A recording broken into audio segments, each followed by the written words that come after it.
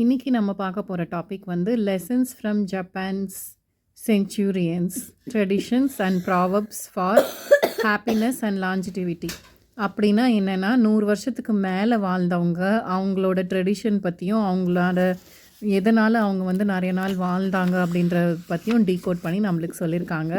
அதை வந்துட்டு எப்படி நம்ம தெரிஞ்சுருக்கோம் அப்படின்னு பார்த்தோன்னா, ஒரு 2-3 இடத்துல ஜப்பானில் இருக்க 2-3 இடத்துல போயிட்டு நம்மளுக்காக வந்துட்டு அவங்கள இன்டர்வியூ பண்ணியிருக்காங்க. அதில் வந்து ஒரு 100 பேருக்கு மேலே இன்டர்வியூ பண்ணியிருக்காங்க. அந்த 100 பேர் வந்து என்ன சொல்லியிருக்காங்க அப்படின்றத பற்றி தான் இந்த புக்கில் பார்க்க போகிறோம். 100 பேரில் வந்துட்டு கொஞ்சம் பேரில் மீட் பண்ணுறப்போ அவங்க சொல்லியிருக்காங்க, அவங்க 89 வயசுலேயும் அவங்க ட்ரைவ் பண்ணிகிட்டு இருந்தாங்களாம். கூட இருந்தவங்களும் அவர் கூட ட்ராவல் பண்ணுறவங்க வந்து 99 வயசில் இருந்திருக்காங்க. ஸோ இந்த மாதிரி ஹைவேல ட்ரைவ் பண்ணுறப்ப கூட அவங்க வந்து என்ன பண்ணியிருக்காங்க, வயசாக இருந்தாலும் அவங்க வேலைகளை அவங்களே பண்ணியிருக்காங்க. அப்போ இவங்க வந்து ஒரு இடத்துல போய் சாப்பிடலாம் அப்படின்னு கூப்பிட்டு போயிருக்காங்க. இன்டர்வியூ பண்ணதுக்கு போகிறவங்க அவங்க சொல்லியிருக்காங்க, நான் வந்து வெளியில் ரெஸ்டாரண்ட்டில் அவ்வளோவா சாப்பிட மாட்டேன் அப்படின்னு.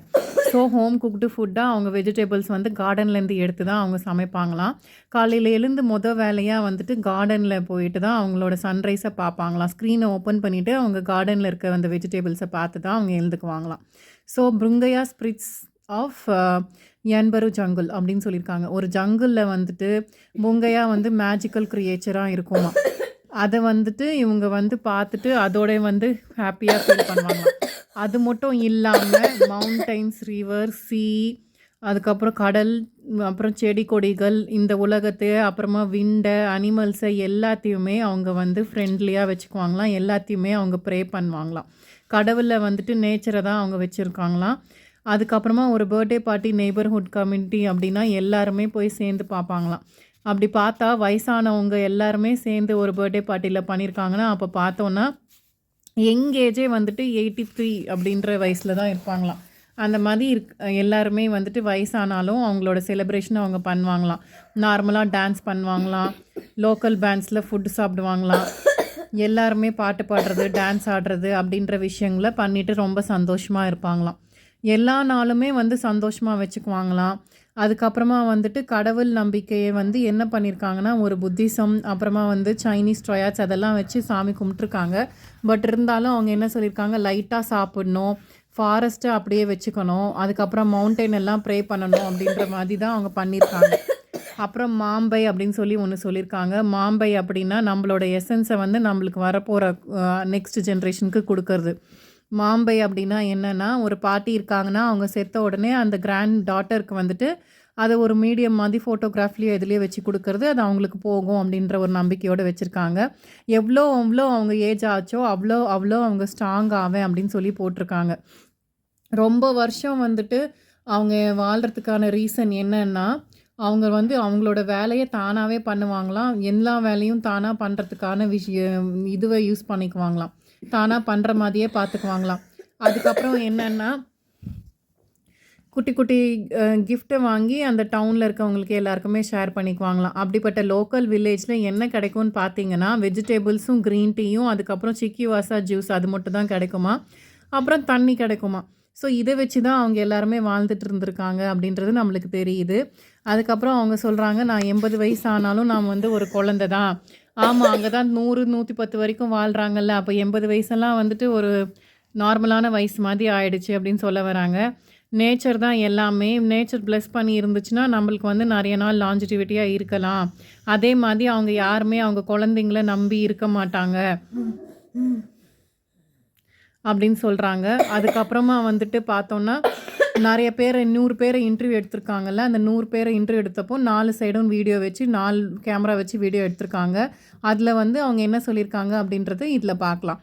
ஃபஸ்ட்டு வந்து டோன்ட் வெரி, என்னவாக இருந்தாலும் என்ன பிரச்சனையாக இருந்தாலும் லைஃப்பில் வந்துட்டு நம்ம வந்து ஃபீல் பண்ணக்கூடாது அப்படின்னு சொல்லியிருக்காங்க.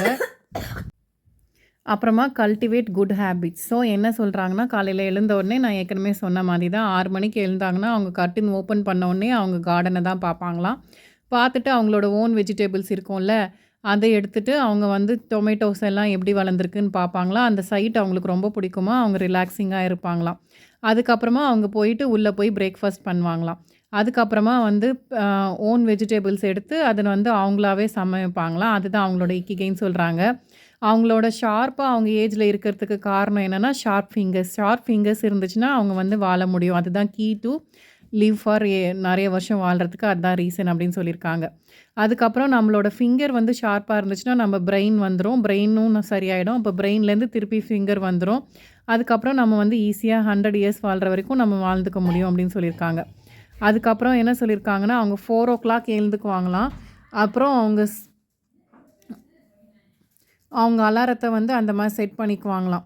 ஒரு கப் ஆஃப் காஃபி குடிச்சிட்டு லிட்டில் எக்ஸசைஸ் பண்ணுவாங்களாம். அவங்க ஆர்ம்ஸை வந்துட்டு கையை மட்டும் தூக்கி எக்ஸசைஸ் பண்ணுவாங்களாம். அந்த எனர்ஜி வந்துட்டு அவங்களுக்கு ரெஸ்ட் ஆஃப் த டேக்கும் கொடுக்குமா. 4 மணிக்கு எழுந்து அவங்க இந்த பண்ணுறப்போ வந்து அவங்களுக்கு வந்து எனர்ஜி கொடுக்கும். ஸோ இதெல்லாம் பண்ணிவிட்டு காஃபி குடிச்சிட்டு இந்த வேலையெல்லாம் பண்ணிவிட்டு அவங்க பார்க்குற விஷயம் என்னென்னா அவங்க கார்டனை தான் பார்ப்பாங்களாம். அவங்க எல்லாமே கொஞ்சம் கொஞ்சமாக சாப்பிடுவாங்களாம். அதுதான் அவங்க சீக்ரெட்டுன்னு சொல்லியிருக்காங்க. வெரைட்டியாக சாப்பிடுவாங்களாம், ஆனால் கொஞ்சம் கொஞ்சமாக தான் சாப்பிடுவாங்களாம். நிறைய நேரம் வேலை பார்ப்பாங்களாம். ஒர்க் பண்ணலன்னா அவங்களால முடியாது, பிரேக் டவுன் ஆகிடும் அப்படிங்கிறாங்க. எல்லா நாளும் நம்ம வேலை செஞ்சுட்டு இருந்தால் தான் நம்ம லைஃப் நல்லா போகும், அதுதான் தெரிஞ்சுக்கணும். அவங்க காலையில் எழுந்த உடனே என்ன பண்ணுவாங்கன்னா அவங்களோட ஆன்சிஸ்டரை பற்றி யோசித்து அவங்களுக்கு வந்து ஒரு குட் மார்னிங் சொல்கிற மாதிரி சொல்லிக்குவாங்களாம். எவ்ரிடே சேம் டைம் எழுந்துக்குவாங்களாம். அதுக்கப்புறம் மார்னிங் வந்து வெஜிடபிள்ஸோடு ஸ்பெண்ட் பண்ணுவாங்களாம். அதுக்கப்புறம் டான்ஸ் பண்ணுவாங்களாம். ஃப்ரெண்ட்ஸோட டான்ஸ் பண்ணி ஒரு வீக்கில் ஒரு தடவையாவது ஃப்ரெண்ட்ஸோட போய் டான்ஸ் பண்ணுவாங்களாம். எக்ஸசைஸ் எவ்ரிடே பண்ணுவாங்களாம். எப்போவுமே வந்து அவங்க எக்ஸசைஸ் பண்ணதை மறக்க மாட்டாங்களாம். எழுந்த உடனே எக்ஸசைஸ் பண்ணுவாங்களாம். வெஜிடபிள்ஸ் சாப்பிடுவாங்களாம். அதுதான் வந்து நிறைய நாளுக்கு வாழ முடியும் அப்படின்னு சொல்லியிருக்காங்க. நிறைய நாள் வாழணுன்னா என்ன பண்ணணும்? எக்ஸசைஸ் பண்ணணும், ஹெல்த்தியாக இருக்கணும், சாப்பிட்ணும், கொஞ்சம் கொஞ்சமாக சாப்பிட்ணும், நிறைய அது என்ன ஹெல்த்தியான விஷயங்களை வச்சு சாப்பிட்ணும், அப்புறம் பீப்புளோட டைம் ஸ்பெண்ட் பண்ணணும் அப்படின்னு சொல்லியிருக்காங்க. அதுக்கப்புறமா நியூட்ரிச்சர் யுவர் ஃப்ரெண்ட்ஷிப் எவ்ரிடே. என்னென்னா எல்லாரோடையுமே சேர்ந்து இருக்கணும். மெயின் ஹாபி வந்து ஃப்ரெண்ட்ஸோடு இருக்கிறது, நெய்பர்ஸோடு இருக்கிறது, எல்லா நாளும் வந்து அவங்களோட பிடிச்சவங்களோட பேசுறது. அதுக்கப்புறமா என்ன பண்ணுவாங்கன்னா வெளியில் போய் நின்றுக்கிட்டு காலையில் 7:20 AM - 8:15 வரைக்கும் வந்து யாரெல்லாம் ரோட்டில் போகிறாங்களோ எல்லாருக்கும் ஹலோ சொல்லுவாங்களாம். அதுக்கப்புறமா வீட்டுக்குள்ளே போயிடுவாங்களாம். அதுக்கப்புறமா வந்துட்டு டீ குடிச்சிட்டு அவங்க நெய்பரோட பேசுவாங்களாம். அப்புறமா பாட்டு பாடுவாங்களாம். அதுக்கப்புறமா வந்துட்டு 5 o'clock எழுந்துக்கிறாங்கல்ல எவ்ரி மார்னிங். அப்போ வந்து என்ன பண்ணுவாங்கன்னா வீட்டை விட்டு வெளில போயிட்டு வாக்கிங் பண்ணுவாங்களாம். இது வந்து இன்னொருத்தரோட பற்றி ஒருத்தர் ஒன்று சொல்லியிருக்காங்க. அதில் இன்னொருத்தவங்க சொல்லியிருக்காங்க இதை. அதுக்கப்புறம் அவங்க ஃப்ரெண்ட்ஸ் ஹவுஸுக்கு போயிட்டு டீ குடிப்பாங்களாம். அதுக்கப்புறமா சீக்ரெட் வந்து என்னென்னா எல்லாரோடையும் சேர்ந்து மிங்கிள் ஆகிறது அப்படின்னு. அதுக்கப்புறம் அன்ஹரிட் லைஃப். காலையில் எழுந்துக்கிறப்பே நம்ம ஹரிபரியாக எப்படி ஓடுறோம்ல அப்படி இல்லாமல் காலையில் எழுந்துக்கிறப்பே ரிலாக்ஸாக எழுந்துக்கோங்க, கொஞ்சம் கொஞ்சமாக இருங்க அப்படின்னு சொல்லியிருக்காங்க. அதுக்கப்புறமா வந்துட்டு காலையில் எழுந்துட்டு ப்ரே பண்ணுவாராம், அப்புறம் எக்ஸசைஸ் பண்ணுவாராம், பிரேக்ஃபாஸ்ட் பண்ணுவாங்களாம், அப்புறம் ஃப்ரெண்ட்ஸை மீட் பண்ண போவாராம். அதுக்கப்புறமா அவரை பிஸியாக வச்சுக்குவாராம். எப்போவுமே வந்து ஓவர் ஹெல்மிங்காக வச்சுக்க மாட்டாராம்.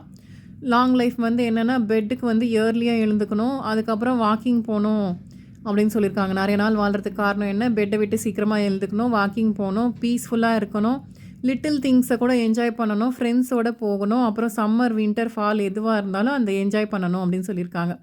அப்புறம் பி ஆப்டமிஸ்டிக், இது இன்னொருத்தர் சொல்லியிருக்காங்க. எவ்ரிடே வந்துட்டு என்ன பண்ணுவாங்கன்னா ஹெல்த்தியாகவும் எனர்ஜியாகவும் இருக்கணும், நம்ம ஃபுல்லாக வாழணும் அப்படின்னு நினைப்பாங்க. அவங்க வந்து 98 years ஓல்டாக. ஆனால் அவர் வந்து ரொம்ப யங்காக தான் அவரை கன்சிடர் பண்ணுறாராம். அவர் சிரிச்சுக்கிட்டே இருப்பாராம். சிரிக்கிறது தான் ரொம்ப நல்லது அப்படின்னு சொல்கிறாங்க. அவர் வந்து சொல்கிறாரு 98 வயசு இருக்குது, நான் வந்து கண்டிப்பாக 100 வரைக்கும் இருப்பேன், ஆனால் கண்டிப்பாக இருப்பேன், அதுதான் என்னோடய ஹியூஜ் மோட்டிவேஷன். சிங்கிங் பண்ணுறதும் டான்ஸ் பண்ணுறதும் என் கிராண்ட் சில்ட்ரன் தான் என்னோடய பெஸ்ட் திங்குன்னு நினைக்கிறேன். நான் ரொம்ப லக்கியாக நினைக்கிறேன் இந்த உலகத்தில் வாழ்கிறதுக்கு அப்படின்னு சொல்லியிருக்காங்க. அதுக்கப்புறம் அவர் வாலண்டியர் ஒர்க் பண்ணுவாராம் வில்லேஜ்க்கு. என்ன பண்ணுவாருன்னா அவருக்கு என்ன கிடைக்குதோ அதை கொடுப்பாராம். ஃபார் எக்ஸாம்பிள் என்ன சொல்லியிருக்காருன்னா ஒரு கார் வந்து யாருக்காவது ஹெல்ப் பண்ணுதுன்னா அவங்கள கூட்டிகிட்டு போய் விடுறதுக்கு அந்த மாதிரி விஷயங்களை பண்ணுவேன் அப்படின்னு சொல்லியிருக்காங்க. அதுக்கப்புறமா வந்து என்னென்னா லைஃப் ஸ்டைல் வந்து எப்படி வச்சுக்கணும் அப்படின்னு சொல்லியிருக்காங்க. லைஃப் ஸ்டைல் வந்து ரொம்ப வந்து ஹாப்பியாக வச்சுக்கிறதுக்கு என்ன பண்ணணும்னா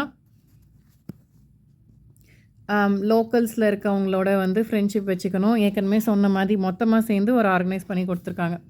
100% ஆஃப் பீப்புள் வந்து என்ன சொல்லியிருக்காங்கன்னா இன்டர்வியூ பண்ணவங்க எல்லாருமே என்ன சொல்லியிருக்காங்க, வெஜிடேபிள் வந்து கார்டனில் வச்சுக்கணும். அது வந்து மோஸ்ட் ஆஃப் தெம் ஆல்சோ வந்து என்ன இருக்கணும்னா டீ இருக்கணும், மேங்கோஸ் இருக்கணும், அதுதான் சொன்ன மாதிரி ஃப்ரூட்ஸ் இருக்கணும், வெஜிடபிள்ஸ் இருக்கணும், அப்புறம் சிக்கோயாவா அப்படின்ற ஒரு ஜூஸ் இருக்கணும். அந்த ஜூஸ் வந்து எப்படி இருக்கணும்னா எல்லாமே வந்துட்டு ஷேர் பண்ணிக்கிற மாதிரி இருக்கணும். நம்ம என்ன நினைக்கிறோன்னா, இங்கே நம்மளே வச்சுக்கணும், நம்மளே திங்கணும்னு நினைக்கிறோம். பட் அவங்க அப்படி கிடையாது. எல்லார் வீட்லேயும் வெஜிடபிள்ஸ் இருக்கும். நெய்பர்ஸோடு அவங்க ஷேர் பண்ணிக்குவாங்க.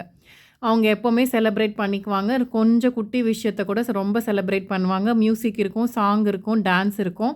அதெல்லாம் எசென்ஷியலான life, essential of the daily லைஃப்னு சொல்கிறாங்க. அவங்களுக்கு important purpose of the life இருக்கும். அதுதான் இக்கிகை. அது நம்மளுக்கு தெரியும். நம்ம ஆல்ரெடி பார்த்துருக்கோம். எப்போவுமே ரிலாக்ஸாக இருப்பாங்க, என்ஜாய் பண்ணிகிட்டு இருப்பாங்க. ஒரு பேஷனாக ஒரு விஷயத்த பண்ணுவாங்க. அதுக்கப்புறமா வந்துட்டு very strong sense of recognition, connection between people. ஒருத்தர்கிட்டேருந்து இன்னொருத்தங்க வந்து கனெக்ட் ஆகியிருப்பாங்க.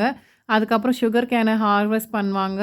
அதுக்கப்புறமா வந்துட்டு நியூ பில்டிங் ஏதாவது கட்டுறதா இருந்தால் எல்லாருமே ஹெல்ப் பண்ணுவாங்க. ஆக மொத்தம் எல்லாருமே ஆக்குபை பண்ணி ஒருத்தரோட இன்னொருத்தர் ஹெல்ப் பண்ணி இணைஞ்சிட்டு இருப்பாங்க. ரொம்ப டயர்ட் ஆச்சுன்னா அவங்க வந்து லைக் ரொம்ப போரிங்காக இருந்துச்சுன்னா நெய்பர்ஸ் எல்லாமே சேர்த்து கேட் பால் மாதிரி விளையாடுவாங்களாம். கெரோக்கி போட்டு பாட்டு பாடுவாங்களாம். ஸோ இதுதான் அவங்க வாழ்கிறதுக்கான காரணங்கள் அப்படின்னு சொல்லியிருக்காங்க. நாளைக்கு நம்ம பார்க்க போகிற டாபிக் வந்துட்டு இக்கிகை டயட். அதை நாளைக்கு பார்க்கலாம். Thank you so much.